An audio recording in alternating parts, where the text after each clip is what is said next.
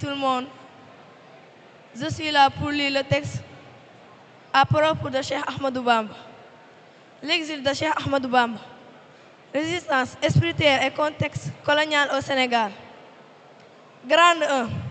Contexte colonial et perception de menaces. À la fin du 19e siècle, l'administration coloniale française a renforcé son contrôle au Sénégal. L'influence croissante de Cheikh Ahmadou Bamba, fondateur du mouridisme, est perçue comme une menace potentielle à l'ordre établi.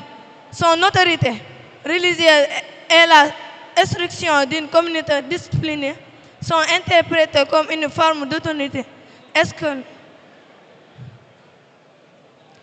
échappe au contrôle colonial? Cette situation conduit à son arrestation en 1895 à Saint-Louis. Grande 2. Arrestation et déportation. Après jugement par le conseil privé le 5 septembre 1895, il est déporté au Gabon à Dakar le 21 septembre 1895. Cette décision s'inscrit dans une stratégie coloniale vise à éloigner les figures influentes. Il passe environ 7 ans et 9 mois en exil, principalement à Mayomba et dans des zones isolées. Grande 3. Exil et résistance spirituelle. Loin d'affaiblir en engagement, l'exil est espace de renforcement esprit. Cheikh Ahmadou Bamba et développement et résistance noble fondée sur la prière, l'endurance et l'enseignement. Il est composé de nombreux khassidas devenus essentiels dans la tradition mouride. L'exil est ainsi interprété comme une période développée et spirituelle et de consolidation de son autorité religieuse. Grande 4. Retour et poursuite de la surveillance. Il revient au Sénégal en 1902, accueilli par une forte mobilisation populaire.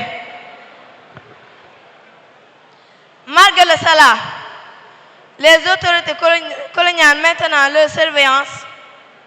Il est ensuite envoyé en Mauritanie de 1903 à 1907.